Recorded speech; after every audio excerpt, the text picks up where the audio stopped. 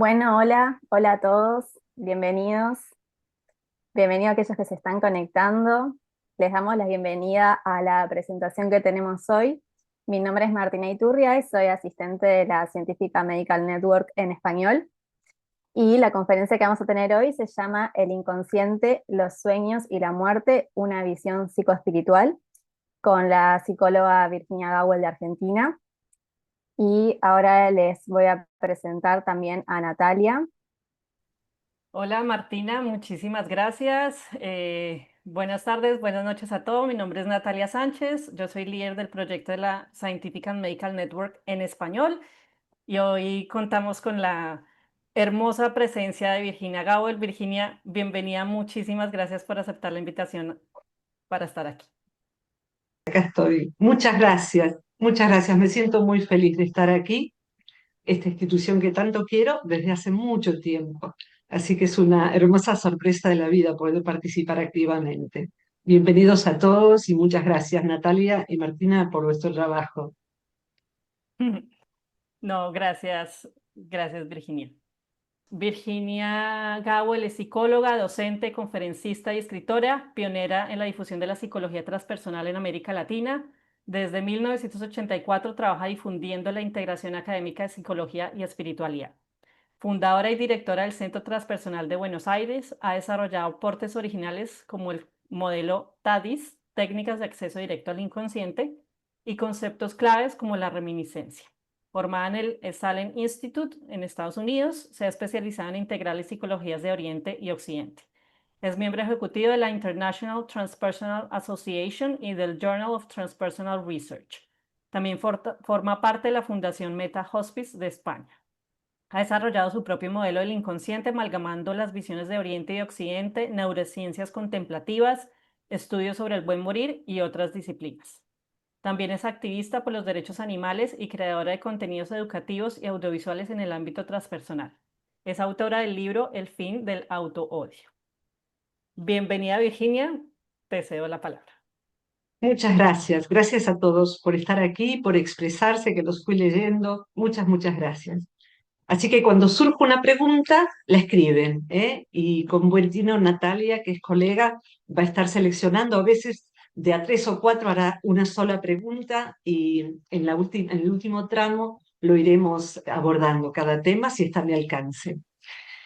Una breve introducción. Después va a haber algunos, quizás son alumnos míos, yo en las clases no paso diapositivas, hago unos dibujos rupestres yo misma para explicarme, pero aquí he hecho algo más formal de lo que es uno de los grandes amores de mi vida.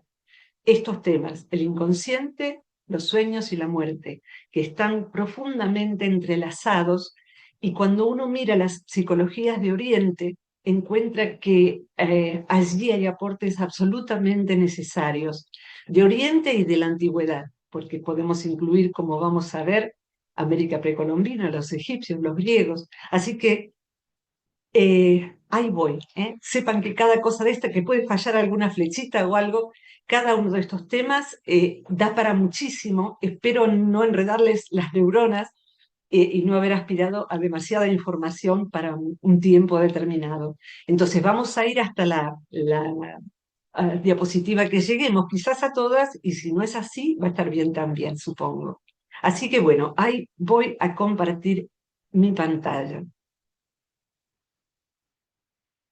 Lo que vamos a ver es todo imagen, no hay video. eh, y aquí estamos. Voy a volver a lo que significa la network, lo que significó y significa en mi vida. Ahora, pequeñitos pantallazos. Si queremos hablar de sueños e integrar todo lo que hubo antes de nosotros, a veces cuando doy clases universitarias les pongo una línea de tiempo, y en esa línea de tiempo Freud está a un siglo de distancia, y cuando nos vamos para atrás tenemos, por ejemplo, aquí en China, entre 2000 y 5000 años de psicología, el confucianismo, el taoísmo. Esto es una reconstrucción de los templos de Asclepio, en donde se iba a dormir y a soñar. Eh, los árabes, cada una de estas, los egipcios, había templos para ir a soñar. No era muy cómodo, porque si hablamos del templo de Asclepios, Esculapio, se buscaba salud sobre todo. Entonces se hacían abluciones, se hacían rezos, se hacían cánticos, y se dormía entre grandes serpientes amarillas que iban entre la gente, pero que no eran venenosas, creando así un estado ya oniroide, que pudiera llevar a tener un sueño de curación. A veces el mismo sueño podía producir la curación, y esto todavía se lo considera así, o bien instrucciones, a veces de Asclepio en persona, de qué teníamos que hacer para mejorar nuestra salud. Consultarlo con la almohada nos viene de los árabes. Y aquí pongo en un lugar querido y central el budismo, la psicología budista, sea el Zen, sea el budismo tibetano. Vamos a encontrar allí siempre maneras para distinguir las distintas zonas de la mente. Es muy lindo imaginar de dónde sale la palabra. La traducción meditación viene de dhyana, que en el budismo tibetano significa familiarizarse. Vamos a tratar de familiarizarnos entonces con la naturaleza de los sueños, que no es lo que yo vi en la universidad, porque por lo menos en Argentina se ve básicamente el contenido freudiano, los conceptos freudianos, y eso queda chiquitito, así en un campo tan inmenso que siempre hay algo nuevo para aprender. Entonces, hacia allí nos vamos, ¿sí? Esta es una foto que quiero mucho. A ver si puedo correr esto. Sí, claro, ustedes la ven bien. Esta señora, la que está detrás, es una alumna muy querida de Colombia, abogada por los derechos de las minorías. Trabajó muchos años por los derechos de los pueblos de su país, diezmados y atropellados. Y aquí tenemos a un pueblo en particular, el pueblo Wayuu. ¿Por qué la traigo a cuento? Porque por lo menos esto, no, por lo menos no, cabe la relevancia de que esta persona existe, tiene un nombre, tiene una función. Y para poder dar una dimensión de lo que, de lo que pueden ser los sueños en una cultura. En esta cultura de Colombia están las mujeres Outsu. Serían las mujeres sabias soñantes. Estas mujeres van dirigiendo el movimiento del pueblo en su territorio. ¿Qué nombre ponerle a un niño que ha nacido? ¿Dónde van a encontrar mejores frutas en esta estación? Porque ha habido una peste de plantas en otro lugar. Los sueños no son para ellas, son para su pueblo. Y cuando todos despiertan a la mañana es escuchar a estas mujeres sabias. Es interesante señalar que ahí no hay pensamiento mágico, es un sentido muy práctico y muy sagrado a la vez. Y mi alumna, lo que nuestra querida intermediaria, llamémosle así, litigó para defenderlo, sí ganó, tal situación. Habían hecho un trazado de ferrocarril por el medio del territorio de esta etnia. Esto en sí ya era molesto, pero lo grave era que no podían dormir y por ende no podían soñar y por ende no podían orientar a su pueblo. Y fue tan importante lo que Dora Lucy hizo como defensa legal que tuvieron que quitar ese ramal del tren para que el pueblo siguiera teniendo la guía que tuvo durante tantos siglos. Entonces, como vemos, puede ser el gran epicentro de una cultura. En nuestra cultura va habiendo como un auge cada vez mayor de otro modelo del inconsciente, de esta mirada de los sueños o alguna similar. Jung, sobre todo, ha cobrado mucha relevancia, y también el tema de la muerte, al que iré en un ratito. ¿Qué tenemos aquí? Lo tengo que mencionar. Dentro de este entrecruzado de disciplinas, quiero destacar las neurociencias contemplativas, que son las neurociencias que estudian los cerebros de gente que medita, de gente que recuerda sus sueños, de gente que crea, de gente que es altruista. ¿Cómo son esos cerebros? Esta revista fue como así, abrirse al mundo. Esta imagen de un maestro tibetano en la National Geographic fue en 2005. Solo 20 años después, mindfulness, neurociencias y meditación están en todas partes, aquí por lo menos hasta en la escuela primaria, el jardín de infantes en algunas escuelas. Este señor es el doctor Mathieu Ricard, un monje del budismo tibetano, una deliciosa persona, biólogo molecular. Y este señor, esta foto tiene muchos años, es Richard Davidson, que es pionero en esta neurociencia, que va a estar siempre detrás, aunque no la mencione siempre, detrás de los fundamentos de lo que estoy hablando.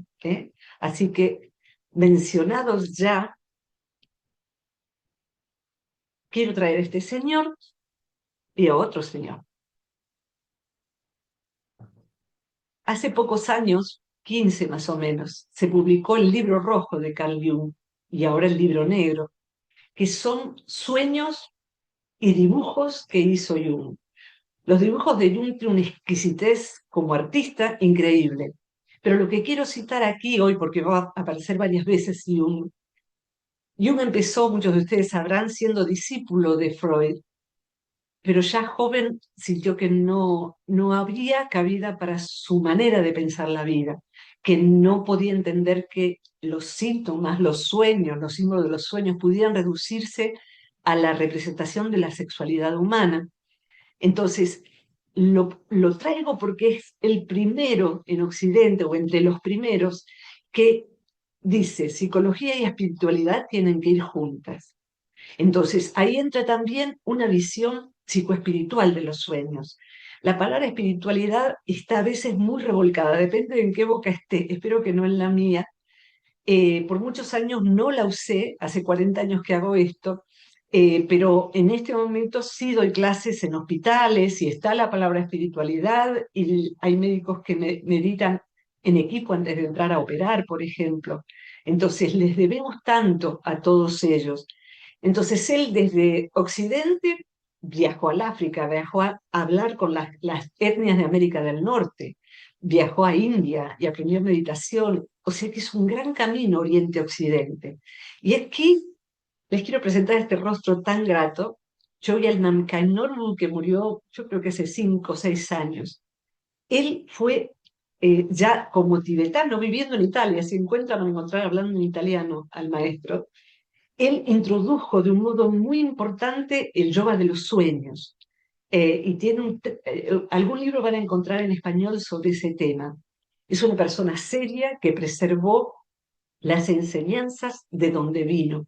El budismo tibetano fue preservado gracias a los migrantes que cruzaron congelándose y a pie los Himalayas para poder salvar la vida, pero sobre todo salvar las enseñanzas. Entonces tenemos de allí manuales para aprender a acompañar a morir y a morir, porque eso también se aprende. Y por supuesto, a prestarle atención al mundo de los sueños.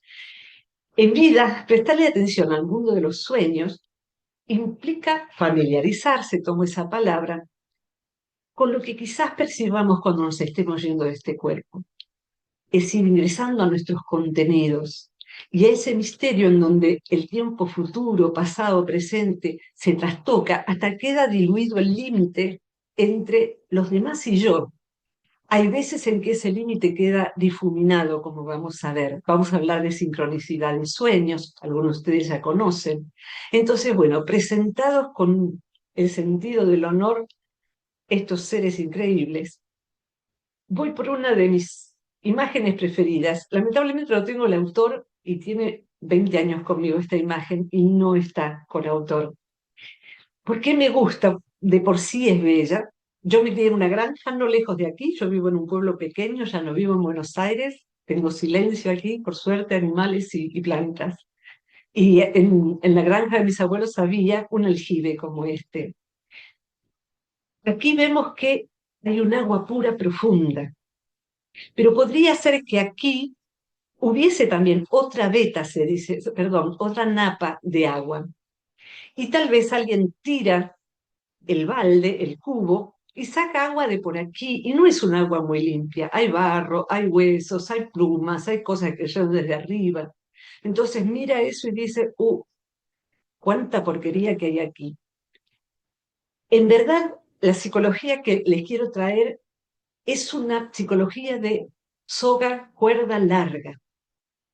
O sea que sí, tenemos que sacar todo eso que flota, pero tenemos que presumir que hay una veta más profunda que esa. Un terapeuta que tiene una cuerda corta por supuesto que va a sacar solamente esto, y brota más agua y sigue siendo sucia. Entonces tiene conflictos complejos, mandatos, pero hoy en día esta psicología tiene una soga, una cuerda larga, y ya sabe que todo ser humano, lleguemos o no aquí, tiene un manantial, tiene un agua transparente que es su real naturaleza, y eso a su vez no viene de sí mismo, viene de lo alto, viene de un manantial. El modelo entonces de este inconsciente es todo este, ya vamos a ver un par de esquemas. Todo este es el inconsciente del que estamos hablando. Un inconsciente donde sí, todo eso está y los psicólogos tenemos que estar capacitados para trabajar sobre eso, pero tenemos que saber que hay mucho más e informárselo al paciente, saberlo uno, entusiasma mucho más para hacer un trabajo sobre sí y además permite ir reconociendo cuando uno está sacando un balde de agua limpia y ver que eso está en nosotros también, está primordialmente en nosotros. Allí hay vida con mayúscula. Otra imagen que me acompaña y me gusta es esta. Posiblemente los humanos hayamos nacido para esto. En tanto no germinamos en nuestra naturaleza, estamos dormidos. Es la gran metáfora de las distintas tradiciones. Y nuestra tarea es saber que eso está, y eso no está acá, no está en donde está el barro. Eso está en el núcleo del núcleo.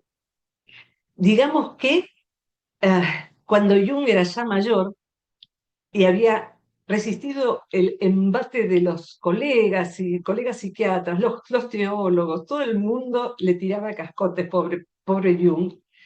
Cuando ya no le importaba nada, dijo del sí mismo, que ahora vamos a ver por dónde anda, pero digamos que es esa semilla, nuestra identidad más profunda, nuestra esencia. Jung dijo, podríamos llamarle Dios en mí. Dios en mí. La palabra Dios, claro, hay que ver en dónde uno le adjudica un concepto, pero ya de por sí decir que el centro del inconsciente, el centro del psiquismo, es eso. Y que, curiosamente, en los salmos de David, siendo que los textos sagrados de las distintas tradiciones son textos de psicología mística también y de psicología común. Nos habla de cómo trabajar nuestras emociones. Hay un salmo de David que dice, mi porción es Dios. Me parece de lo más hermoso que tiene la Biblia, tan simple. Y es como para tener ese concepto que no es objeto de creencia, es invitación a la experimentación. Me parece también interesante que haya tradiciones que no piden creencia alguna. Algunas ni siquiera tienen un Dios, como el taoísmo o el budismo, no hay un Dios. Entonces es interesante abrir a qué más nos traen sobre la muerte, sobre el inconsciente, sobre los sueños. O sea que más o menos este es el modelo con el que estamos trabajando. Les voy a presentar un gráfico muy sencillo, luego si hacemos a tiempo hay otro más complejo, pero quiero pasear con ustedes por otras partes antes.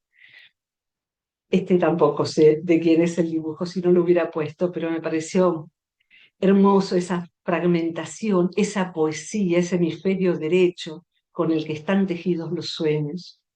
Ahí hay símbolos, sí, pero no solamente. Hay cosas con las que soñamos que son personas reales, personas cercanas, personas desconocidas, personas que vamos a conocer más adelante, lugares que vamos a conocer más adelante. O sea que no es un símbolo como puede ser a lo mejor esta pluma de pavo real.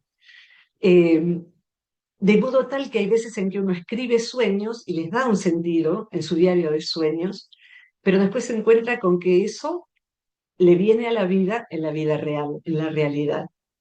Entonces, vamos a este señor contemporáneo de Jung, menos prolífero, pero lo respeto mucho y lo que más tomo de él es su diagrama sobre el inconsciente. Le quité las palabras y las flechas para tratar de simplificar la noción visualmente. Así que este es el conocido diagrama del huevo de Asayori, así se le llama. Lo primero que quiero resaltar es que, como ven, todas las líneas, salvo esta flecha, y salvo lo que da periferia a esto, están pespunteadas. Y eso significa algo que enseguida les voy a contar. Les voy a hablar primero de las áreas. Las áreas hasta acá son las mismas de siempre en la psicología. Él le llamó a esto de abajo el inconsciente inferior, no porque sea inferior como calidad o cualidad, sino porque está abajo. Aquí está todo lo reprimido, o sea que lo que habló la vieja psicología, sobre todo tiene este espacio. Y aquí tenemos un inconsciente medio que en el psicoanálisis y quienes vinieron después en esa línea, sería el preconsciente. Contenidos que con más facilidad que estos podrían pasar al campo de conciencia, que es esta franja celeste del centro. Esto amarillo es el yo, es lo que yo llamo yo acá, que me llamo como me llamo, que está en este cuerpo, que vive aquí, que tiene una historia. Pero yo ahora soy consciente de este día de hermoso sol, de casi invierno, de la calefacción, de mi perro acá acostado, de ustedes allí. Entonces, cuando tomo conciencia, ese diafragma se abre y ese diafragma abierto permite ya no estar tan dormido a lo mejor de a ratos. Los contenidos entonces que estaban en lo inconsciente medio pueden ingresar y me doy cuenta de que, como recién, tenía una mala postura en la espalda que me iba a provocar dolor más tarde. Entonces puse una pierna aquí y esa información ingresó. O sea que pueden ser contenidos actuales que no hemos advertido o cosas antiguas. Algunas estuvieron acá abajo y han pasado a lo mejor a través de un sueño. Tuvimos un sueño, el inconsciente tomó como si fuera masa de allí, amasó un sueño y lo puso en el preconsciente y uno se despierta, se queda quietito en la postura en que estaba y trata de rememorar de lo último que se acuerde hacia atrás, quietito y sin saltar de la cama, y ahí aparece un contenido onírico que luego vamos a poder ver que tiene significado para algo muy antiguo que uno ni recordaba. Entonces esto que estaba acá, luego está acá y ahora aquí. Y el yo sea noticia de eso. Todo esto, y ahora voy al de arriba, nada en las aguas del inconsciente colectivo. De modo tal que, a ver, algo se activó que está subtitulando. No veo cómo desactivarlo, lo voy a correr nomás. Ay, perdón, ahí fue. El inconsciente colectivo constituido por las vivencias que toda la humanidad tuvo antes que nosotros. Las aguas más cercanas, como si fuera un huevo en el agua, son las aguas de los inconscientes colectivos que están muy cercanos a nosotros. Por ejemplo, el inconsciente colectivo familiar. El inconsciente transgeneracional se le llama, sería como una plataforma submarina de este continente. Las aguas de lo colectivo, las primeras que van a entrar son las del inconsciente de nuestros ancestros, aunque no los hayamos conocido. Y ahora voy al plano realmente transpersonal, psicoespiritual. Aquí sería el territorio del supraconsciente. En el sentido de Sayori sería un inconsciente transpersonal, es decir, transpersonal es que va más allá del ego. De aquí para abajo está todo lo personal. De aquí para arriba tiene que ver con esa semilla y ese agua profunda que vimos. Y el núcleo verdadero, aquello que somos en esencia, el sí mismo, estaría aquí, en Asayoli, en esta cumbre. Esta flecha es muy importante porque a lo que él invita es que hagamos, él le llamó telepatía vertical. Es decir, que en vez de telepatía es cuando tenemos, supuestamente, y creo que sí, percepción extrasensorial con otra persona o con un grupo o con otro ser vivo, como puede ser mi perro o él respecto de mí. Captamos lo que nos pasa, lo que sentimos o que está por llegar. Entonces, es como si eso le enviara información. Esa es la flecha descendente. También cuando nos sentimos inspirados, nos inspira eso. Pero también podemos utilizar o practicar la flecha ascendente, que sería pedirle ayuda. Pedirle ayuda a eso para tener fortaleza ante algo que tenemos que enfrentar, para tener una idea, para resolver un problema que no estamos pudiendo resolver. Pedirle inspiración, si no bajo la inspiración todavía, practicar como decía Picasso, siempre que bajo la inspiración me encontró trabajando. Entonces, bueno, uno empieza a trabajar aún sin inspiración y le pide a eso. Pedirle a eso sería, si me permiten la cotidianeidad, como rezarle o jurarle al Dios más cercano a tu domicilio, a la porción, llamemos tuya, como cuando nos pasa algo y decimos, Dios mío, y si sentimos, Dios mío, esa porción. Esta doble flechita la quiero mencionar. A Sayoli Jung también, me gusta el nombre que le puso a Sayoli, psicoósmosis le llamó. ¿Qué quiere decir esto? Como vimos recién, los contenidos del inconsciente colectivo ingresan al psiquismo personal. Pueden ingresar aquí, pueden ingresar más arriba, pero también de nosotros egresa una cantidad de contenidos que donamos al inconsciente colectivo. Cuando yo no esté, eso ya fue donado. Y si yo trabajo sobre mí, eso va siendo entregado, aunque no seamos conscientes de eso. Somos personas que nutren su época, decía Jung, que pueden nutrir su época, para los que vengan después y para el ahora. Y un último clic, que es, si de aquí en adelante les dijera, desde mi entender, ¿qué es morirse? La muerte es solamente esto.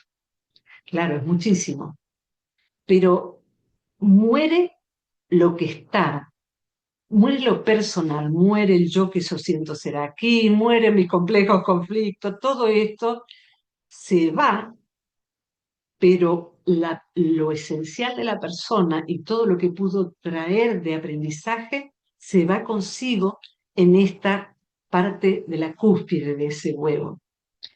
Entonces, vamos a ver si hay muerte que morir o tal vez no. Hoy en día se está yendo más a la idea de que no hay muerte que morir en este sentido. Así que nos vamos dirigiendo hacia ello. Acá apareció esto para recordármelo. Hay una manera que lo dice el budismo Zen, que tiene una psicología muy interesante.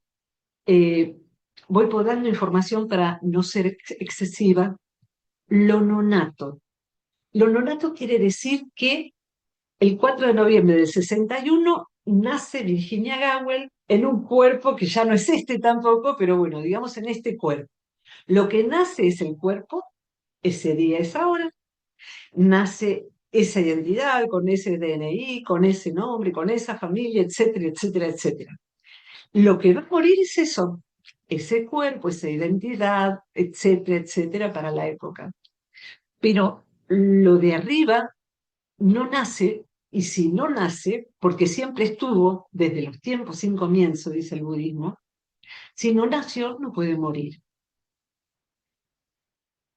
Esto que podría resultar filosófico o teórico, en los sueños se puede vivenciar perfectamente, en la vigilia también, y un ámbito muy preferencial es en el acompañamiento a personas que están partiendo, inclusive a personas que están partiendo, que parten y que luego no mueren, que vuelven.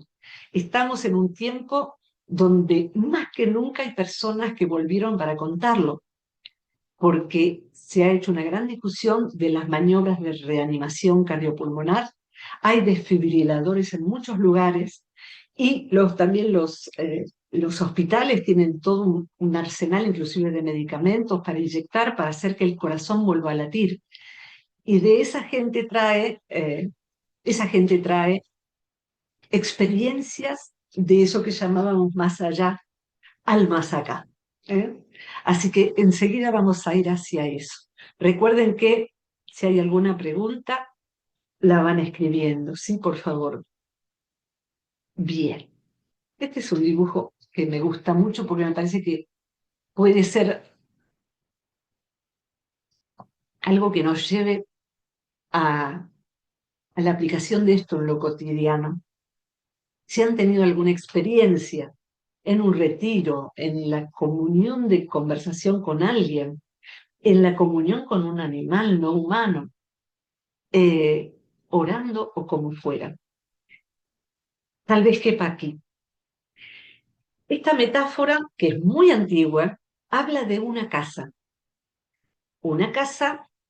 en donde uno es dueño y que uno tiene que aprender a cuidar, a administrar, a mantenerla linda, a mantenerla con los espacios limpios, con lugares bellos donde mirar, a sacar todo lo viejo y roto. Esa casa entonces, así como está, incluye el cuerpo, incluye toda la parte baja del huevo, ¿sí? Lo que llamamos personal. Y de esto hay que ocuparse. En terapia, principalmente nos ocupamos de esto. Aquí está la historia de todos nosotros. En el pueblo de Colombia que recién les mencioné, fíjense qué interesante, porque en un ratito nos vamos a meter en el concepto del tiempo. Para ellos, el pasado está adelante, el futuro está atrás, porque el pasado es lo único que yo puedo ver, lo que ya pasó, y voy de espaldas hacia el futuro, porque no lo conozco. Y es interesante porque llama a avanzar en la incertidumbre. No sé hacia dónde estoy yendo. Y si creo que lo sé, la verdad que lo único que sé es que lo que pasó, pasó. Y hasta ahí nomás también. Ahora, imagínense que alguien viviera toda la vida. Aquí se casó, empezó a vivir, tuvo sus hijos, se separó, volvió a estar con la misma persona y envejece con esa persona. Pero nunca se enteró de que esta casa no es así. De que esta casa es así. Tiene una segunda planta. Es como una planta casi imperceptible, hay que estar muy atentos, pero imagínense que si esta fuera la casa, ahí hay silencio, ahí hay luz, ahí hay perspectiva. Podemos ver dónde estamos en relación a las montañas, a la gente, al pueblo. Los estados de expansión de la conciencia, los estados espirituales realmente, aún sin religión detrás, son estados en donde está esa amplitud, esa perspectiva. Y hay una noción que me parece muy interesante, que es que toda persona tiene, ya la tiene, una escalera que desde la planta baja conduce a la planta alta. Pero la condición en la que está es que no sabe que tiene una planta alta, y la escalera que podría llevarle, que de niño le llevaba, está tapiada. Y después de tapiada está llena de juguetes viejos, de cosas rotas, de suciedad. Entonces, cada uno de nosotros, y el terapeuta también, tenemos como tarea ver dónde está la escalera, mantenerla limpia y frecuentar, otra vez familiarizarse con ese espacio, estar allí. Como dice el poeta Rumi del 1200, poeta persa, te visitas a ti mismo con regularidad. Ir por esa escalera se puede todos los días, meditar sería intentar ir por esa escalera, pero también contemplar la naturaleza, silenciarse, hacer tareas manuales, inclusive las tareas de la casa, con cierta actitud de autoobservación, de contemplación, pueden ser también una vía hacia la escalera. O sea que aquí es donde podemos vivir. ¿Y qué es morir otra vez?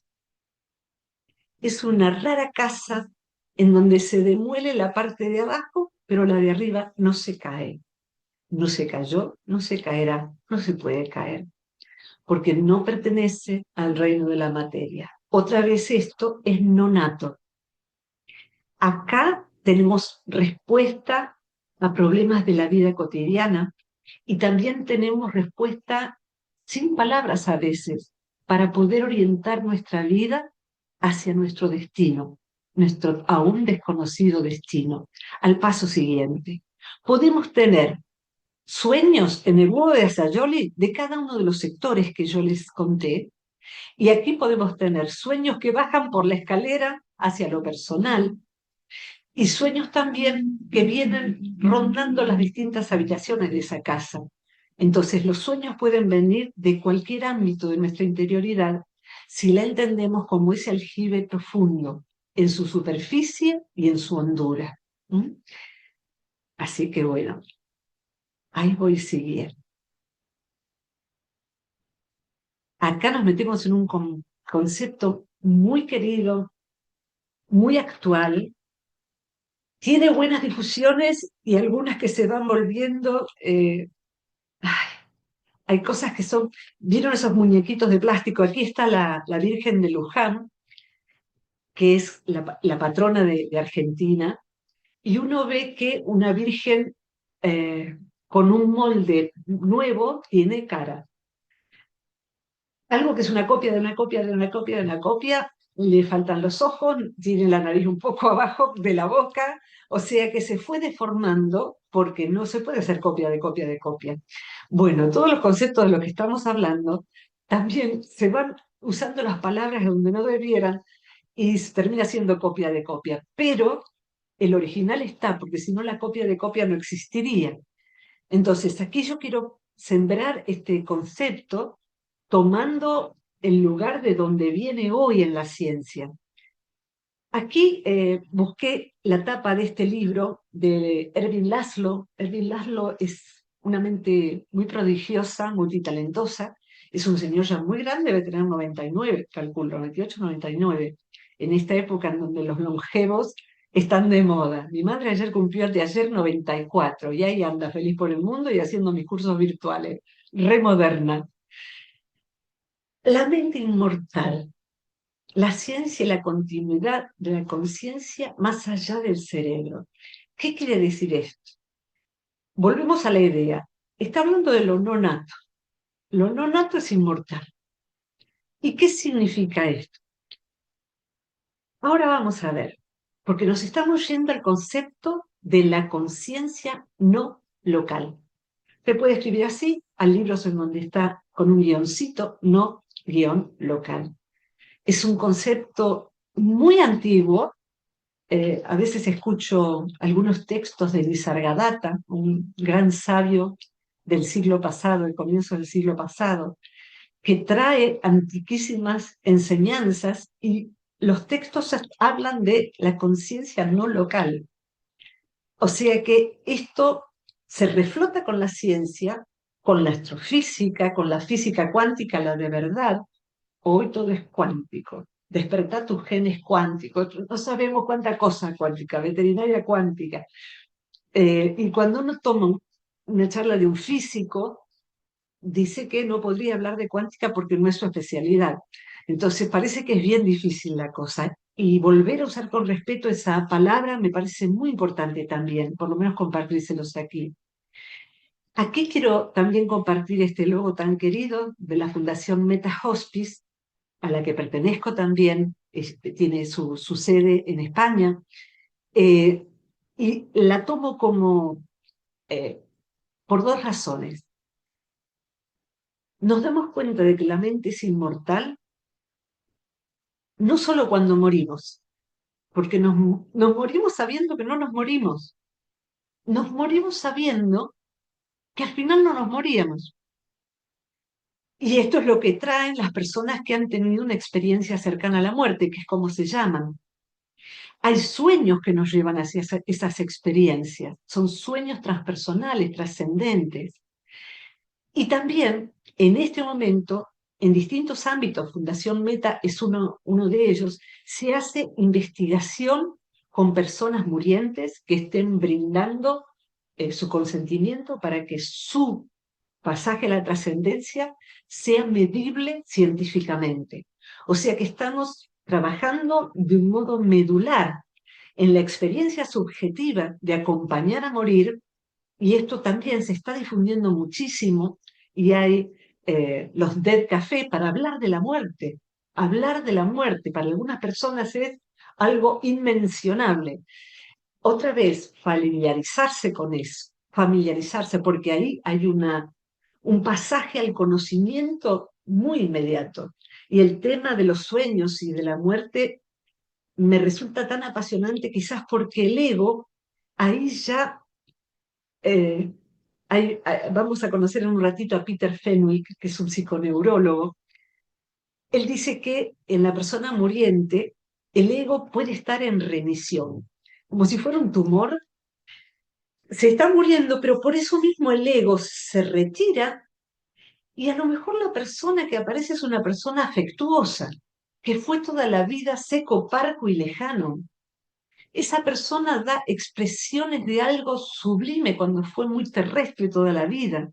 O sea, el ego permite que traiga otro tipo de experiencia de muerte. Por supuesto que hay gente que se muere con ego y todo. Espero que no me toque a mí vivirla así. Aquí les invito a explorar que esto es parte de lo que tiene que ver con la Scientific and Medical Network. Hay una comisión, la Comisión Galileo, que lo que hizo fue algo muy atrevido, reunir los científicos más relevantes de cuando esto se generó, para unos 10 años, 15 años. Yo esto lo difundo hace tanto tiempo, por eso me da felicidad particularmente estar aquí, porque hablo de todos ustedes hace mucho tiempo. Aquí se expresan 14 enunciados que revolucionan la ciencia. Yo voy a tomar uno de ellos o dos, pero allí estos científicos tan destacados se atrevieron a poner la firma para decir ciertas cosas que ahora vamos a ver. Es muy interesante, es muy breve y hay una versión en español y en distintos idiomas. Uno de los puntos que expresa este reporte es que la ciencia actual se está basando en fundamentos muy distintos de la ciencia materialista. ¿Por qué? Entre otras cosas porque la física descubrió que lo que llamábamos materia prácticamente no existe. Los iniciadores de la física cuántica, está James Jeans, que decía, el universo se parece más que a una máquina, cada vez más a un gran pensamiento. Es decir, que la palabra conciencia puede ser esto, que el universo es conciencia que se despliega y que para esta vez se va a desplegar también bajo la forma de Natalia Sánchez, por ejemplo, bajo la forma de Laura Guevara Lynch. Y ahí está la conciencia con mayúscula viviendo el experimento de ser Laura, con su vida, con todo lo que está procesando en su identidad. Cada uno de nosotros un gran experimento en esa conciencia inmortal. A eso refiere la conciencia. Es una conciencia con mayúscula, si quieren. En ese reporte, y aquí también hay sueños, se citan las investigaciones con fundamento, o sea, bien llevadas a cabo, de la posibilidad de que existan las vidas pasadas. No por terapia de vidas pasadas, que yo desaconsejaría porque lo he hecho como paciente y como terapeuta, y no es por ahí, no es por ahí. Para mí no es por ahí, por lo menos. Ian Stevenson era un psiquiatra de la Universidad de Virginia en Estados Unidos, que durante toda su vida investigó en todo el mundo, en tiempos sin internet, a niños que en forma espontánea decían, yo tengo otra familia, tengo otra mamá, tengo un marido, decía una niña, tengo un hijo, tengo que ver a mi hijo. Y de pronto esos niños recuerdan con mucho detalle lo que no pertenece a esta vida. Recuerdan nombres, recuerdan lugares, recuerdan danzas, recuerdan un idioma no conocido. Entonces, de lo que se ocupaba el doctor Stevenson era de generar una comisión que llevase a ese niño con sus papás, con un escribano que tomara acta pública, a ese lugar al que decía pertenecer, y se observaba, sin incidir sobre él, qué recuerdos podía tener y si alguien podía testificar que eso sí fuera cierto. Hay un libro que para nuestra mente de hoy puede ser un poco aburrido, diría, con todo el respeto que merece, porque es un libro legal, si quieren, son actas de esas descripciones. Y el libro se llama 20 casos, 20 casos que sugieren la vida pasada, pero no tiene la expresión vida pasada. 20 20 casos que hacen pensar en la reencarnación. Ahí está, en la reencarnación. O sea que el reporte dice que existe la posibilidad, por lo menos constatada en algunas personas, de que la reencarnación, tal como la mayoría de las religiones creía, exista, pero ya no desde el punto de vista religioso. Otro de los puntos es, y acá lo tenemos a Peter Fenwick, que también está aquí dentro es muy, muy grato de escucharlo, una gran persona. A Peter Fenwick y a esta gente le debemos que no les importó el ridículo, el descrédito, como hay yo voy a hacer esto, hay que hacer esto. Y de pronto, ya grande, Peter Fenwick se encuentra con que esto lo estamos hablando aquí nosotros. La importancia que tiene la persona de Peter Fenwick es que estudió las experiencias cercanas a la muerte y un fenómeno en particular, que es el fenómeno de la persona muriente que puede ver a pie de cama sus visitors, sus visitantes, personas que contactan con quienes le vienen a buscar. Hay veces en que en ese grupo de personas que ya no están en este plano, hay personas que están allí en ese grupo, pero que el muriente no sabe que murieron, porque hace mucho que está en coma o enfermo y no se le quería dar esa noticia, y sin embargo, allí están.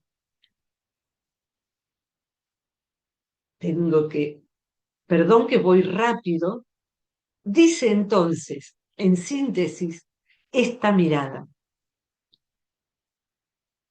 No está científicamente comprobado que el cerebro genere la conciencia. Hasta acá pareciera ser que va a decir lo contrario, que nada de esto está probado, ni lo nonato, ni lo que no muere, ni nada de esto. No, lo que no está probado, curiosamente, es que el cerebro sea generador de conciencia.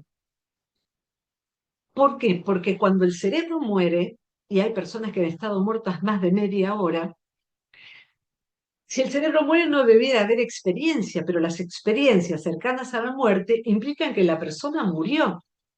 Los sueños de conciencia ampliada pueden implicar que el cerebro está en coma, por ejemplo.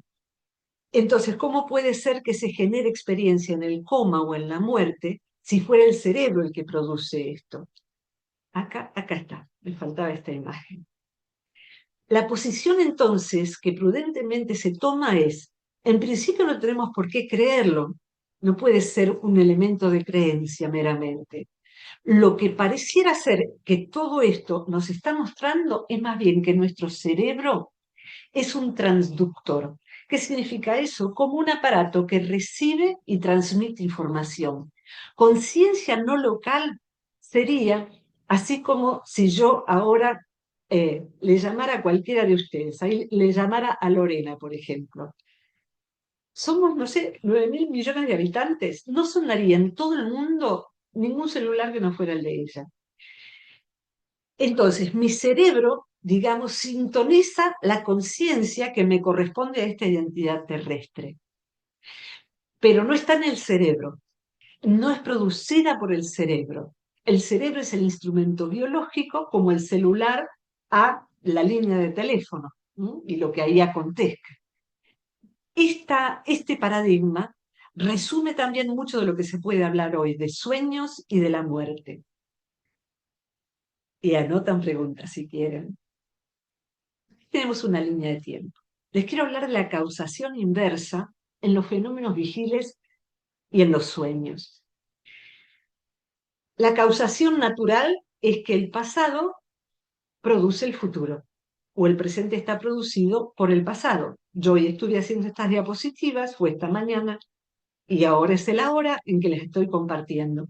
Es más, la institución que nos permite esta experiencia cumple 50 años de pasado en este ahora. Sin embargo, Jung y otros han hablado de la causación inversa. Yo hablaba de la SMN porque perdón, hablo de la SNN porque vengo difundiendo y siguiendo y mirando las conferencias y demás desde hace tantos años, o sea, el pasado condicionó que yo haga esto, o es que nos íbamos a encontrar con los organizadores que me convocaron para mi propia sorpresa y a la vez me pareció tan natural y trabajamos tan lindo en equipo. Es decir, que para esta Virginia del pasado, el futuro le iba a despertar interés entre tantas instituciones que existen en esta. Es decir, que en este sentido, el pasado es causado por el futuro. Muchos de ustedes siguen una pasión, una vocación. Han encontrado una persona que extrañaban en el pasado, pero le iban a conocer en el futuro. Y la vocación en la que derivaron los llamaba cuando eran chicos, los llamaba de dónde, y podría llamarles del futuro. Hay sueños entonces que son sueños del futuro, recuerdos del futuro. Entonces, hoy, ahora, ¿qué cosas yo siento, anhelo, imagino, sueño, que en verdad están causadas por un futuro que no sé cuál es? Esto de escribir un diario de sueños y encontrar que esos hechos, por ejemplo, luego se dieron en la vida vigil. ¿Puede suceder esto? Sí puede suceder. Entonces, en vez del pasado generando el futuro generando el pasado, también en los sueños. Los antiguos fueron muy interesantes al plantear que había un Dios que se eh, fundamentaba en el paso del tiempo cronológico, Cronos, Saturno. Entonces, era un Dios que se comía a sus hijos, que somos nosotros, que son los minutos que nos van devorando. Pero no es el único Dios del tiempo. Fueron pícaros y crearon a Kairos. Kairos es el otro, el travieso del que estamos hablando. Kairos es el Dios de las sincronicidades, del momento justo. El pasado de una persona va por aquí, el de la otra persona va por aquí y no hay ninguna posibilidad de que se encuentren, salvo que se van a encontrar. Pegar una gran vuelta, pero acá Kairos dice ahora dice Kairos. Y algunos interesantes han creado este símbolo, el triskelion, que significa 3 piernas, pero tiene sus alitas, que es el símbolo de la integración de los imaginarios pasado, futuro, presente. Todo está allí, amasado de un modo que no está tan dividido y clarito en la vida cotidiana. Quiero ir a este punto para reunir varios aspectos. En relación a las experiencias cercanas a la muerte y los sueños, cuando uno sueña con personas, animales que están fallecidos, uno puede tener esa experiencia en la vida vigil, pero me quiero centrar en el sueño en particular. Me interesa este antiguo dibujo donde se ve el almita de ese perro acompañando a la niña. ¿Son sueños o son experiencias oníricas? ¿Cuál es la diferencia? Un sueño es más o menos esto. En este momento nos estamos comiendo la vida, o sea que está ingresando a nuestro psiquismo todo lo que yo les voy compartiendo. Tal vez escuchen roncar a Tashi, la luz de mi casa, ustedes de la propia casa. Todo eso, no quiero pensar los sueños que van a tener esta noche, es posible, esta noche, para el domingo. Todo esto va a ser parte quizás del mundo onírico, porque parte de los importantísima de lo que hace el inconsciente al soñar es digerir la vida.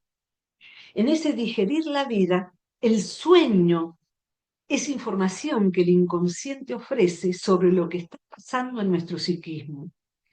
Aprender a recordar los sueños y a comprender el lenguaje simbólico del propio inconsciente. Los diccionarios de símbolos nos sirven, es del propio inconsciente. ¿Qué significa para mí? Entonces, esta taza para mí significa un montón de cosas en particular. Y si otra persona la tuviera y sueña con esa taza, significa otra cosa. Y no sirve buscar taza en el diccionario de Chevalier. No sirve. De eso así como el sistema digestivo se vuelve a digerir algo que comimos ayer y que nos cayó mal, pero que le está costando al sistema digestivo, no sé en otros países, pero en Argentina se dice, estoy repitiendo lo que comí ayer, y claro, porque todavía no se terminó de digerir, otra vez, está ahí el pobre estómago. Entonces, los hechos traumáticos tienen toda ese proceso por parte del inconsciente para poder asimilarlo, integrarlo al psiquismo. Y eso puede tardar mucho tiempo. Y ahí se producen sueños repetitivos, que es un enorme y precioso capítulo del tema de los sueños. Entonces, la pérdida de un ser querido, enseguida voy a esta, la pérdida de un ser querido puede traer sueños o experiencias oníricas. Los sueños serían la digestión del hecho de haber perdido a ese ser querido. Alguien, por ejemplo, perdió un ser querido en circunstancias que no terminaban nunca de morirse y fue largo y ya parecía que hoy, pero no, ya parecía que hoy, pero no. Y en el sueño llega a su casa de trabajar y resulta que está papá, pero si papá murió. Y bueno, está tratando el inconsciente de poner eso en el pasado, porque todavía aparece en el futuro, en el presente. El duelar correctamente es poner en el pasado lo que ya se fue, honrarlo, pero está allí, ya no está aquí. Entonces, eso puede ser lo que represente soñar con alguien fallecido. Pero como psicóloga yo no puedo negar, después de haber trabajado con sueños tantos años, que hay otra cosa, yo le llamo experiencias oníricas, porque se dan en el tiempo onírico, pero no son lo mismo que un sueño. Es muy universal la experiencia, aunque no tenga nada de esta información ni le interese a una persona. La experiencia de soñar con un ser querido, a lo mejor del que no pudo despedirse, o que murió en circunstancias inciertas, en un accidente al salir de casa, y uno quisiera saber qué le pasó, qué sintió, si está bien, aunque no tenga el cuerpo, si está bien, lo lastimaron tanto. Y esa persona va teniendo un proceso de duelo tortuoso, y pasan los días, y pasan los meses, y pueden pasar ya 1 año, 2 años, y esa persona no levanta, y tiene miedo, si tiene tristeza, y no cabe en su cuerpo, no puede pasar a una etapa siguiente del duelo. Y un día, esa persona que venía por aquí, tiene un sueño, ese sueño, pero era tan real, lo abrazaba y sentía su perfume, su cuerpo, y me decía, pero sin palabras, casi siempre es así, estoy bien, no pude despedirme, te amo, los amo, estoy bien, quédate tranquila, viví, yo voy a cuidar de ustedes. Algo sin palabras que podría ser un sueño, pero ¿por qué no? Porque la evidencia produce esto. A partir de esa experiencia onírica, esto que estaba intentando por demasiado tiempo la persona, no lo logró. A partir de ahí es como un mojón. La persona empieza a reconquistar su vida y la pérdida queda en el pasado, honrando todos los días que esa persona existió. Esto, a ver, si lo no nato sigue vivo cuando pierde el cuerpo, ¿cuál sería el obstáculo para que alguna vez en algunas personas lo que no es cuerpo en nosotros se comunique con lo que no tiene cuerpo en esa persona que se fue? ¿Será posible que de tantos sueños que tenemos, esos sueños los olvidemos? ¿O esas experiencias oníricas las olvidemos? Sí, tenemos 20 a 40 sueños cada noche y la mayoría los olvidamos. Sin embargo, algo adentro tiene el resabio, el perfume de esa experiencia. Esto lo encontré hace muchos años, lo recreé hoy, tal cual. Recién aparecía Facebook. Abuelo, abuelo, dime, ¿me das un abrazo, pero rápido? Claro, pero ¿Por qué rápido? Porque mi mamá ya me va a despertar. De un modo tan sencillo está describiendo algo que no es un sueño y que ese nene lo sabe. A ver. Posiblemente voy a detenerme, tomo un momentito más por el ofrecimiento de unos 10 minutos más. No es que voy a hablar de Beethoven ni de música, esto es nada más que una metáfora.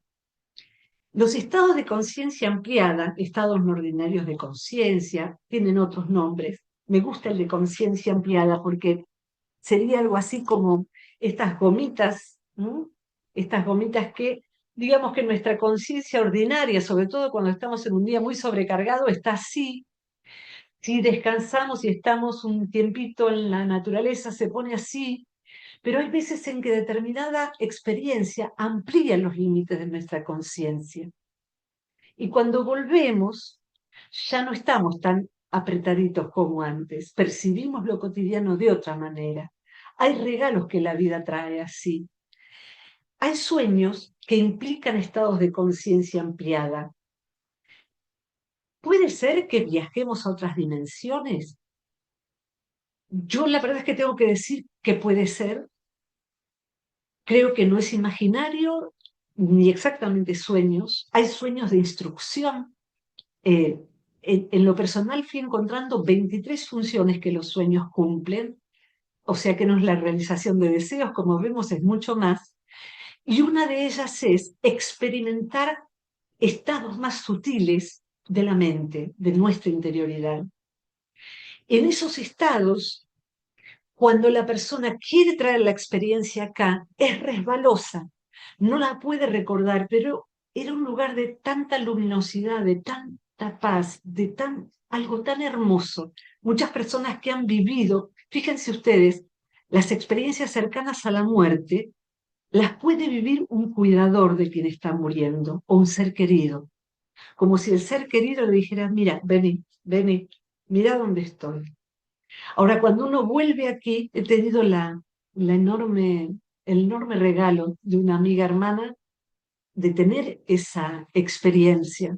Cuando uno vuelve aquí, se encuentra impotente de traducir eso, porque no le alcanzan las palabras. Por eso los místicos dicen que es inefable, no se puede fablar, no se sabe cómo hablar de eso. Y yo pienso, es como si Beethoven tocase como siempre tocó, pero no fuéramos nosotros en ese estado. E imaginen que Beethoven, para poder tocar en este plano su música, tuviera un pianito de niño. Y sí, va a sonar mejor que si lo tocara yo, pero la octava sinfonía no va a ser lo mismo. Nuestro cerebro, precioso como es torpe para traducir estos estados de conciencia expandida, que es otro nombre que me gusta. Entonces, traducir esto y poder ponerlo en palabras lo puede la poesía, lo puede la metáfora, pero son, no obstante, medios indirectos. Por eso tantas enseñanzas se transmitieron a través de parábolas, como lo hacía Jesús. Por último, aquí confluyen también sueños y muerte. Muerte en el sentido en que lo estamos desplegando. La palabra sincronicidad la acuñan dos tipos increíbles, Jung y Wolfgang Pauli. Pauli fue paciente de Jung y fue uno de los fundadores de la física cuántica, premio Nobel de física. O sea, no era un niño de pecho, era esa persona. Ambos escribieron un libro juntos, que es el primer libro fundacional del tema de la sincronicidad, que está hablando de otro tiempo. Acá anda Kairos divirtiéndose. Ahí está viendo la abeja el otro tiempo. Es la primera vez que veo esa abeja en mi vida. Dios mío, he mostrado este girasol tantas veces. Bueno, ahí está queriendo decir algo. ¿Qué quiere decir la sincronicidad? Coincidencias significativas que acontecen sin que haya una relación de causa y efecto. No hay causa y efecto. Es decir, que sí acontece de un modo que no puede ser el azar. No puede ser el azar. Uno de los relatos que trae Jung respecto de la sincronicidad es de atender a un paciente, un hombre muy querido, tiene una sesión productiva, el hombre se va, y al cabo de un par de horas, 3 horas, 4 horas, la esposa de este señor llama al consultorio, por teléfono, al consultorio de Jung, y le dice, mi marido no ha llegado y estoy muy asustada, pero no se preocupe, todavía es de día, debe haber hecho alguna otra cosa, seguramente está por llegar. No se ponga ansioso, no se preocupe. No, no, usted no entiende. El techo al cual da mi ventana está lleno de pájaros negros. Y yo le pregunta, ¿pero por qué cree usted que eso tenga que ver con su marido? Porque cuando murió mi padre de un infarto, el techo este se llenó de pájaros negros. Y sí, su marido murió de un infarto en ese momento, en ese lapso de tiempo. En la sincronicidad confluyen cosas que, como vemos, no tienen una relación causal. Los pájaros que tienen que ver con Jung, con el señor que murió de un infarto, con la esposa, con el padre de la esposa, para atrás, para adelante. Bien, los chinos decían al respecto de esto un modo tan bonito. Son cosas que quieren suceder juntas. Todo esto quiere suceder juntos, como que hay un tapiz que del lado de atrás no se entiende por qué es así. Pero el día en que veamos la parte de adelante va a tener otro sentido. Así que, miren, mi madre, estoy hablando de hace 35 años, pongamos, en el pueblo eh, no había teléfono todavía. Todo lo que había era comunicación vía carta, que tardaba muchísimo. Mi hermano se había ido a vivir al sur de este largo país. Lo veíamos una vez al año. Era peor que un hijo que se va a otro continente, porque nada, no sabíamos, no escuchábamos su voz, no existían apenas los cassettes. Mi madre un día sueña que el auto de mi hermano caía a un río, con mi hermano adentro, y se hundía y se hundía. Y mi hermano rompía la luneta delantera del auto y salvaba la vida.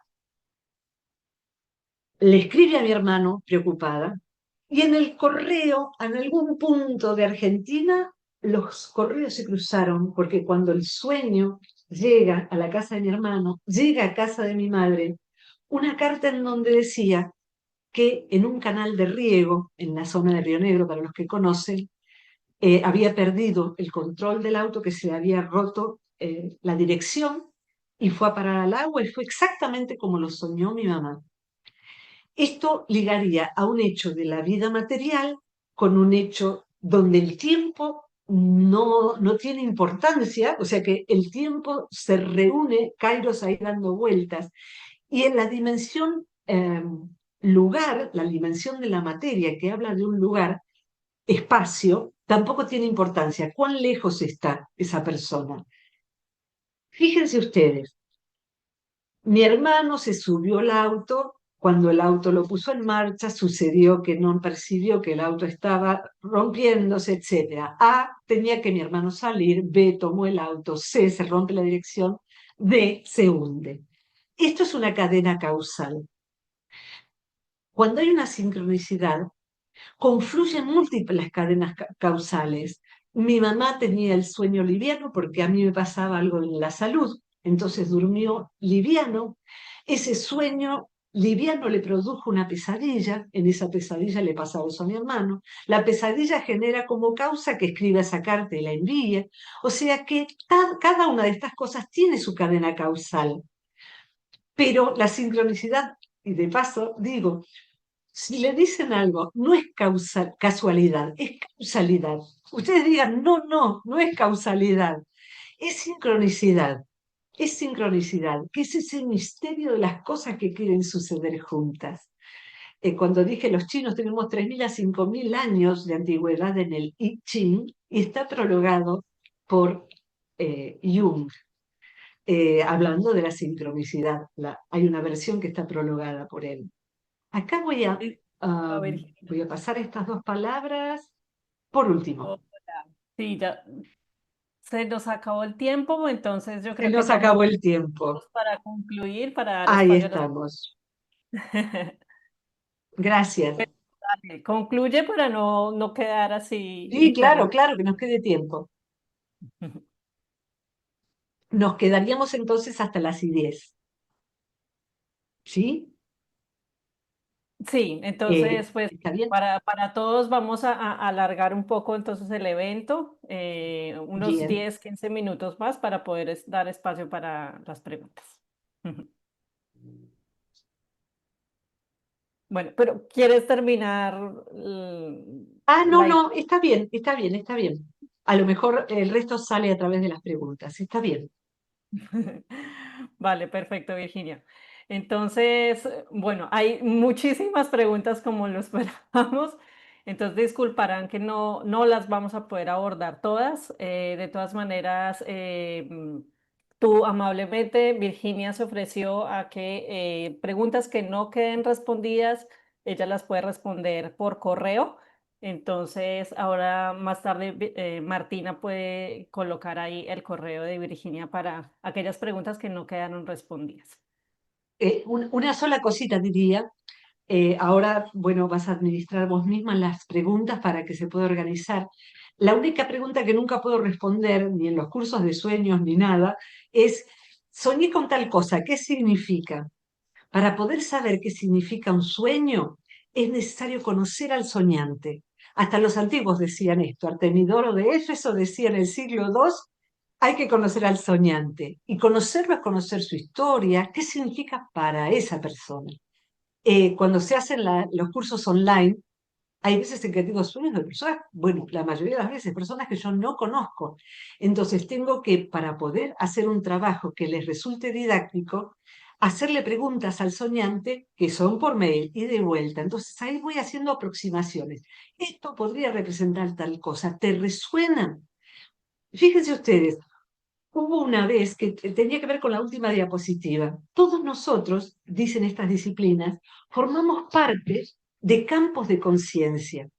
Nuestra familia es un campo de conciencia. En este momento, o a lo mejor desde el momento en que se inscribieron para esta actividad, entre nosotros hemos tejido un inconsciente colectivo transitorio.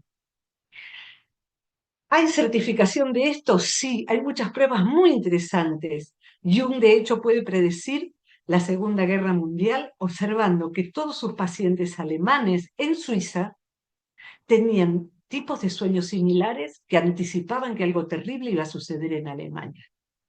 Entonces, en los grupos de sueño, con frecuencia recibo entonces sueños que me lo mandan de distintos lugares del mundo y las personas no se conocen y me llega el mismo sueño con los mismos elementos que otra vez no me han llegado.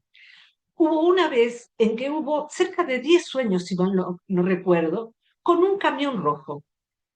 O sea que hagamos de cuenta que Natalia sueña con un camión rojo, Juan me manda que soñó con un camión rojo y Martina, que está en Argentina, sueña con un camión rojo. ¿Cómo puede ser que todo esto suceda? ¿Qué es el camión rojo? No lo sé, pero me parece que es un chascarrillo del inconsciente para decirnos, ven que esto funciona así y que el humano no lo alcanza a percibir. Esto significa que a lo mejor hay cosas que no tienen sentido, pero que lo tienen si pudiéramos ver lo que no se ve. Estamos mucho más cerca de lo que creemos. Muchas gracias. Creo que con esta intervención ya respondiste algunas. Ah, bien, bien, bien. Bueno, escogí algunos, digamos, temáticas que no has abordado como para eh, abarcar Por favor. más temas. Iranzu Pascual pregunta sobre sueños lúcidos. ¿Cómo trabajar con nuestros sueños? O sea, dentro de esos sueños en que la persona está siendo Sí. lúcida en ellos. ¿Podrás ponerte el micrófono más cerca, por favor? A ver, ahí me escuchas Sí, bien. ahí te escucho definitivamente distinto. Es mi ordenador que no es muy potente el volumen. Vale, No, pero ya te escuché, sí. Sí, sí, te Iranzu escucho Pascual perfecto. pregunta sobre los sueños lúcidos, Sí, perfecto. de cómo trabajar con nuestros sueños dentro de ellos cuando estamos lúcidos en ellos. Bien. Bien, muchas gracias, Pascual. Es muy importante ese tema. De hecho, el yoga de los sueños tibetano, el yoga tibetano de los sueños, apunta a que la persona pueda ser consciente de que está soñando. O sea que hay un conjunto de prácticas muy profundas que tienen que ver con la meditación, la respiración. Sin embargo, también es un fenómeno espontáneo. ¿Qué significa un sueño lúcido? A veces pasan las pesadillas. Viene un tigre inmenso y se va a tirar sobre mí, y como no puedo hacer nada, digo, más sí, que se tire, total, es un sueño. O sea que algo se sale del sueño y puede advertir que eso es onírico y que no hay daño posible. Eh, Hay personas que se entrenan para desarrollar la posibilidad del sueño lúcido. En lo personal les cuento, me parece útil para algunas cosas. Le Verge y otros han estudiado esto como elemento de exploración para comprender la singularidad de los sueños. En lo personal tengo una profunda devoción por la noción de que el inconsciente mío, en principio es el que más conozco, sabe lo que tiene que hacer y no lo quiero interferir. Si el inconsciente quiere que yo esté lúcida, pues lo va a hacer. Mi inconsciente me ha salvado de tantas cosas, me ha rescatado, hasta me ha despertado de una anestesia cuando me estaban serruchando un pie. O sea, no estoy hablando de una anestesia, de una pequeña intervención quirúrgica. En ese momento, para que se den idea, el anestesista estaba cometiendo un acto abusivo hacia mí y me sacó mi inconsciente del estado de anestesia para alcanzar a decirle que yo lo estaba percibiendo. Los hechos posteriores dieron razón de que eso era así, eran otros tiempos. Hoy hubiera estado en la cárcel quizás. El inconsciente hizo eso, entonces yo lo respeto profundamente, le pido ayuda, como en el huevo de Asayoli, pero confío en que si me tengo que despertar, me va a despertar. Y trato de, sí, y volvería a las primeras diapositivas, la de los templos del soñar. Eso se tradujo en el tiempo presente en prácticas para la incubación de sueños. Uno puede entrenarse, y eso sí me encanta hacer, en pedirle al inconsciente que me traiga un sueño que me ayude en este asunto. Y de hecho a veces pedimos al inconsciente un sueño, y me acuerdo ahora de una paciente que tenía que resolver un tema, para ahorrar tiempo, diría un tema muy concreto, que no era de su pericia porque tenía que ver con la herencia del padre que había fallecido, y no sabía cómo hacer eso. Ella era artista, no tenía idea de cómo se conjugaban esas normas. Y el sueño que el inconsciente eligió fue un sueño donde vino su abuela a mostrarle cómo tenía que comportarse en la reunión con la abogada. La abuela era muy distinta de ella y aparece en el sueño vestida muy elegante, con tacos altos, con un rodete, con anteojos, muy, muy elegante, nada que ver con ella. Y ella decidió ir así vestida a la reunión. Y la abuela la miraba en silencio y le hacía esto. Entonces decidió estar con sus hermanos, que hablara la abogada, que hablaran sus hermanos, y ella nada, nada. Y todo el mundo no entendía qué le estaba pasando a ella, que parecía la más fácil de manipular. Y terminó la reunión diciendo, yo me tengo que retirar, lo voy a consultar con mi abogada. Eso fue todo. Y por supuesto que ganó, fue ganando todo porque tenía las herramientas que no tenía.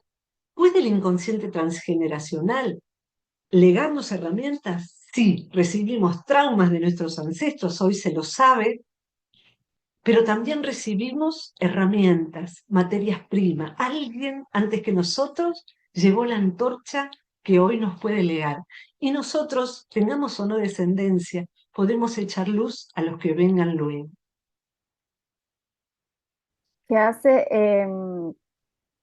Raquel, que dice, ¿pertenecen los sueños siempre a la vía descendente cuando tenemos una conciencia transpersonal? ¿O bien también podemos soñar desde la vía ascendente aunque estemos despiertos transpersonalmente? Eh, Me resulta complejo el modo de plantearlo, así que no estoy segura de si voy a responder a lo que estás preguntando, ojalá que sirva. Si recuerdan la imagen de la casa, la planta baja produce sueños. Inclusive hay una iniciadora de esto que voy a decir, Patricia Garfield, la doctora Patricia Garfield, que a raíz de tener que estar internada por una fractura en una mano, ya que estaba, se puso a investigar los sueños de los demás internados en el hospital, los sueños de los accidentados, los sueños de los murientes, los sueños de las embarazadas, y se enamoró del tema y empezó a ser la primera que trazó mapas sobre cómo el cuerpo informaba al inconsciente de cosas que había que saber. Y encontró también algo que es que Galeno, el famoso médico de la antigüedad, escribe un tratado de los sueños indicando cómo determinadas afecciones producen determinados sueños. Es decir, que si una persona tiene la presión alta, es posible que sueñe con inundaciones, con agua, con algo que golpea, con algo que quiere salir por una chimenea. O sea que el cuerpo simboliza en los sueños, el cuerpo se simboliza en los sueños, decía ella, con animales, animales enfermos, máquinas, casas que se le rompen los caños, que se le rompe la luz. Y todo eso, ella encontró que hacía alusión al estado del soñante, a lo que al soñante le estaba pasando. Hay sueños que son característicos del momento en que se genera la placenta en el embarazo, por ejemplo. ¿Cómo se explica esto? Ella dice, y sí, es así, tenemos micropercepciones de lo que le está pasando al cuerpo. Seguramente todos nosotros alguna vez o soñamos o hemos escuchado que alguien sueña que quería ir al baño y lo que pasaba es que la vejiga estaba cargada. Es natural que la mujer, cuando menstrua mientras duerme, sueña que está menstruando. Su cuerpo le avisa a través de un sueño. Entonces, el cuerpo, ahí tenemos bien la planta baja. Lo que más tenemos, de hecho, son sueños personales. Lo transpersonal, ese Beethoven, los estados no ordinarios de conciencia, es lo menos frecuente. Lo tomé como punto importante porque es lo que lo relaciona con el tema de la muerte, de un modo más inmediato, ¿sí? Dentro de lo que son los sueños personales, hay todo un capítulo muy interesante que tal vez responda a otras preguntas, Martina, que es lo siguiente.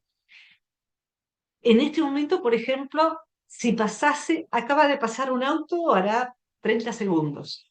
Uno puede darse cuenta de algo que pasó hace un ratito. Si pasara una ambulancia, por ejemplo, y uno está concentrado, no presta atención, pero hay muchos estímulos que están subliminales. Los subliminales es lo que queda por fuera del ámbito de la conciencia. La conciencia está focal. Por acá entonces entra lo subliminal. El inconsciente, siempre me imagino dar pececitos, a los pececitos pan en el río, en mi época más salvaje, y ya los pececitos se habían acostumbrado a que tiraba el pancito y tomaban el pancito desde la superficie. El inconsciente toma eso subliminal y lo guarda. Y si luego considera que es material relevante, hace así y te manda un sueño para que te des cuenta de que te están mintiendo, por ejemplo. ¿Por qué? Porque en la mentira, el ocultador, el que es buen mentiroso, sabe cómo mantener el foco aquí. Y uno dice, no me cierra, pero es como si recién dijo esto. E hizo un silencio y miró para arriba en vez de responder. Pero la verdad es que prefiero creerle. Entonces salí con todo esto. Pero el inconsciente se queja, lo guarda y nos dice, esta persona te está mintiendo a través de un sueño.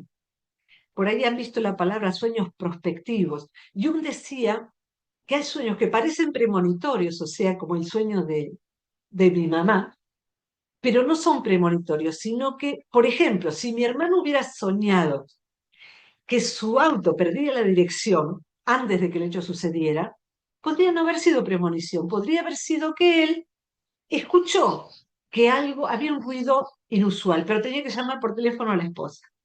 Y sintió que estaba raro el volante. Todas esas micropercepciones subliminales las descartó porque estaba apurado. Entonces, esa noche sueña que el auto se descompone.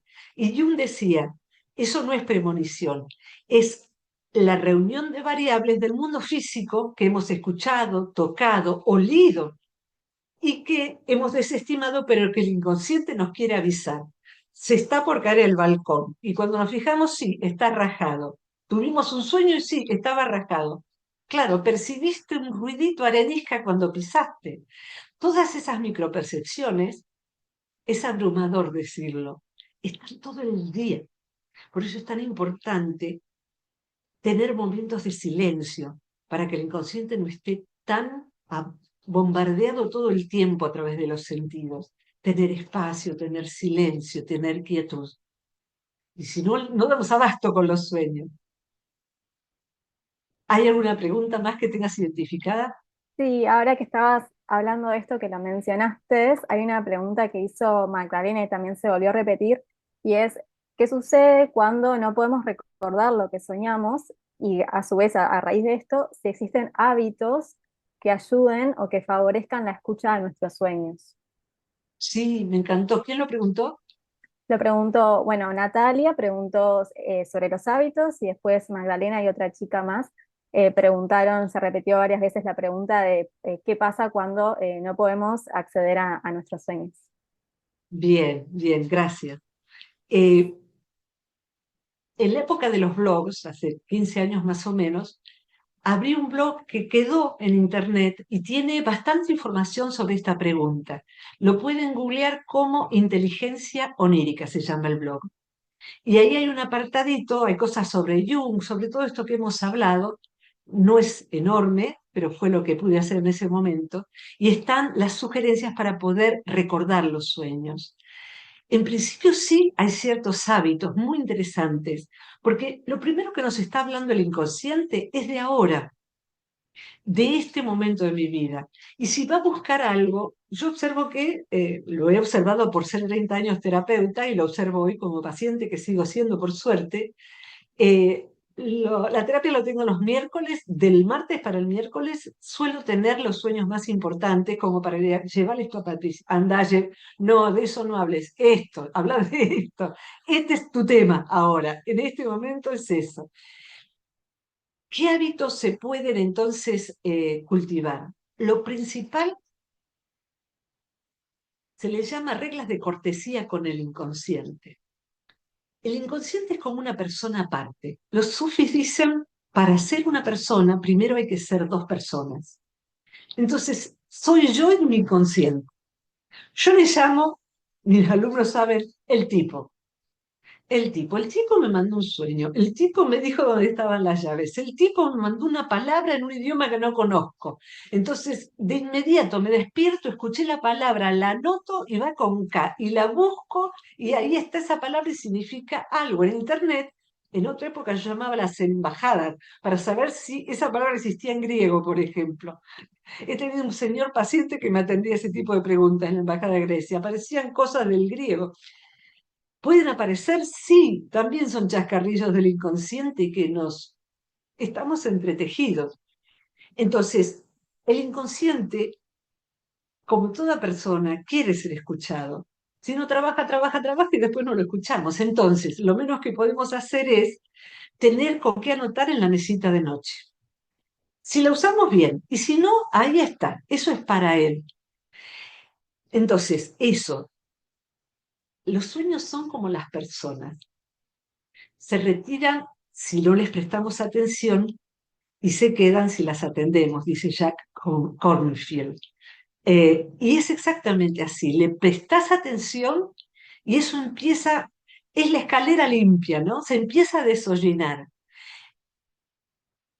Entonces, tener cómo registrar. Hoy encontré un sueño grabado. Si uno graba con su celular un sueño, lo más probable es que después no recuerde nada de eso y lo escucha y parece que fuera otra persona.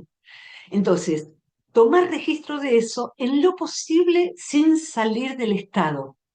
Es importante desarrollar la habilidad de estar en duerme vela, es decir, tener la conciencia, y es muy interesante en la meditación eso también, yo hago meditación muy temprano y hay veces en que estoy cansada y de pronto me resulta interesante ver que estoy en el mundo onírico y ahí salí, ¿no? Y ahí va la conciencia de un lado y del otro. Si puedo traer algo del mundo onírico, va a ser más fácil si yo no salgo a la vigilia, ya, bueno, tengo que hacer esto, lo otro. Darse ese tiempo para el ritual de recordar.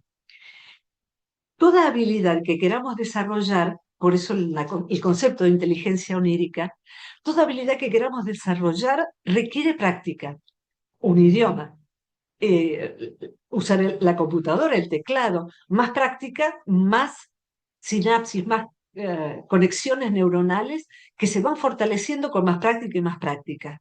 La práctica de recordar los sueños es eso, es una práctica intencional. Dentro de los hábitos, que es una preciosa pregunta, es mejor no comer la última comida que sea, como en Estados Unidos, cerquita de el ponerse el sol. No comer tarde, en Argentina se estila bastante comer muy tarde. Tener la mejor higiene posible psíquica. De noche no se discute, ni por teléfono ni con el otro. De noche, si quieren envenenarse la mente, pongan el noticiero. Porque ahí van a ingresar, además de los dramas que uno ya tiene por estar en contexto, los dramas ajenos o películas donde haya cosas perturbadoras.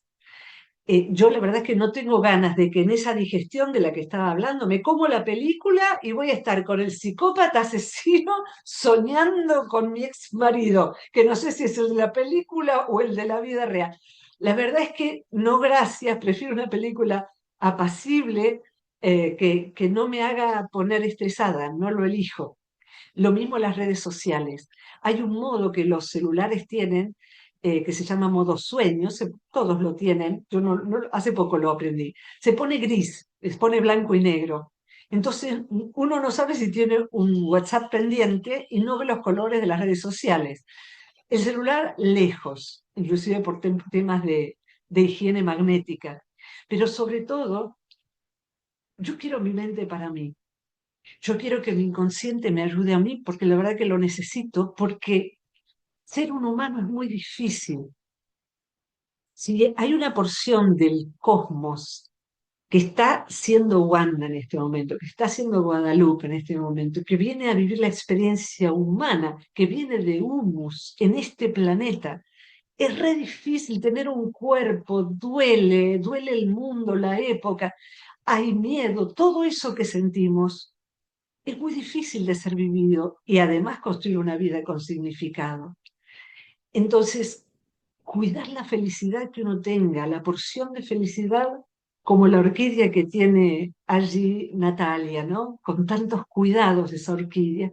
Nuestra felicidad es como una orquídea. Los vínculos más valiosos requieren del mismo cuidado que una orquídea, los que tenemos en nuestra vida.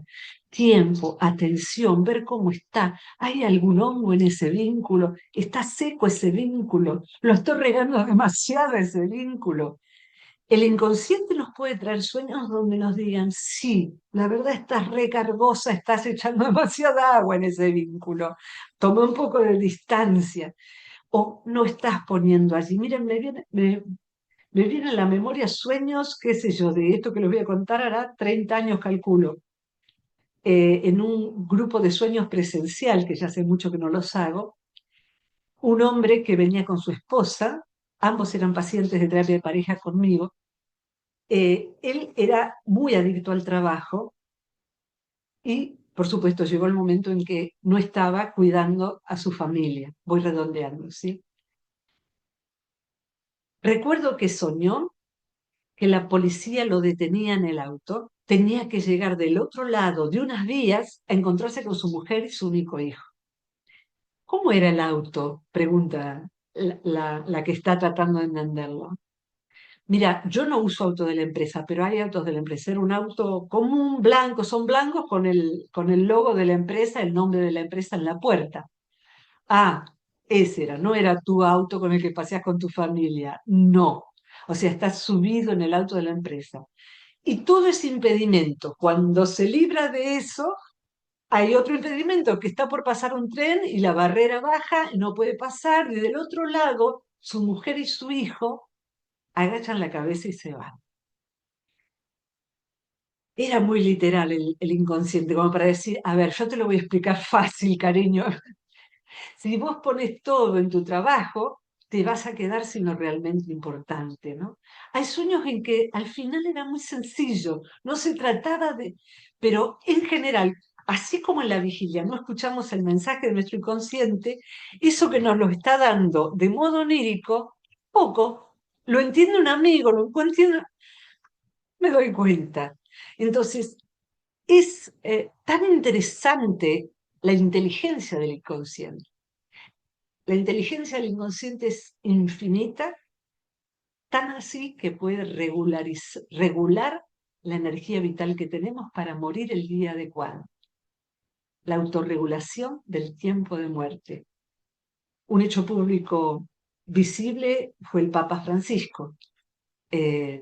Yo no ejerzo ninguna religión, así que lo veo desde afuera y con mucho respeto. El hombre gastó toda la energía, pero dijo, yo Pascua la voy a pasar, voy a saludar a la gente, voy a andar en el papamóvil, y una vez hecho todo eso, me voy. Y se fue. No se fue el día anterior para arruinarle la Pascua a todos. Se fue el día siguiente. Se fue cuando su madre llegó. Se fue cuando su hermano volvió de viaje. Se fue el día de su cumpleaños, para que su familia tuviera un solo duelo al año. Esto es un caso real de un muchacho del año pasado. O sea, el inconsciente puede regular la energía biológica para que termine el día justo. La inteligencia del inconsciente es infinita y los sueños nos revelan por dónde está una de las puertitas principales. Y redondeo con esto, Natalia, volviste, te extrañamos, pero Martina lo hizo muy bien. Sí, muchas gracias, Martina. No sé, bueno, algo falló y menos mal estás aquí. Bueno, se nos acabó el tiempo, pero no se desconecten. Voy a hacer como una conclusión, contarles sobre los próximos eventos de la Scientific and Medical Network en español. El próximo evento al que estás, Virginia, cordialmente invitada también, y a Claro. todas las personas que con su inscripción hicieron alguna donación. Este evento, este se llama un encuentro, es realmente un encuentro informal, se llama Creando Lazos, se hace de manera mensual, es un encuentro tranquilo, como si estuviéramos al lado del fuego para contarnos ideas, experiencias, algunos solo se conectan para escuchar, crear conexiones, todo en un ambiente de mucha amabilidad, respeto, empatía, mente abierta. Entonces, solo digamos por eso, para que sea algo como más privado, serio, es que pedimos que se haga al menos una donación, no importa el valor, pero para que digamos que todos los que estemos allí estemos como comprometidos. Y pues todas las personas que han colaborado de manera voluntaria, como Virginia, pues están cordialmente invitados. Esto es en 15 días, el viernes 4 de julio, alrededor de la misma hora de este evento, como unos 30 minutos antes. El siguiente evento, que es similar a este, con inscripción previa, se aceptan donaciones y no pueden, pues de manera gratuita. Raíces y conciencia, la conexión entre las tradiciones indígenas de México, la psicología transpersonal. Con nosotros va a estar María Islas, también ella es psicóloga, creadora, fundadora del Instituto Macuil, que en este momento va a ser el anfitrión de la conferencia Eurotas, que por primera vez se va a hacer en Latinoamérica y de manera bilingüe. Entonces, pues aprovechen que esto va a ser en México, esta conferencia, en octubre. Y pues como preámbulo, pues María nos va a contar un poco de su trabajo en el 18 de julio. eh, También alrededor de las 7 de la noche en España, mediodía Colombia, 2 de la tarde Argentina y así sucesivamente dependiendo del país en el que estén. Y por último, de los próximos eventos, por primera vez, estoy muy contenta de decir que vamos a hacer un webinar de la Scientific and Medical Network. Es en inglés, pero vamos a contar con intérpretes que van a hacer la traducción simultánea al español en vivo y en directo, sí, de manera inmediata. Entonces, las personas pueden habilitar un canal de audio en español para poder escuchar. Es Jack Hunter, ultra misterioso, alta rareza, umbrales al límite y datos ignorados en la investigación académica sobre experiencias extraordinarias. Para este sí, como es uno de los webinars de la Scientific Medical Network, este sí es necesario pagar, pero la buena noticia es que para la comunidad hispanohablante estamos dando un descuento del 43% de descuento en las entradas frente a la entrada estándar, pues que se paga normalmente a la Scientific Medical Network por este tipo de webinars. Entonces, pues aprovechen la situación y bueno, entonces estos son los próximos eventos.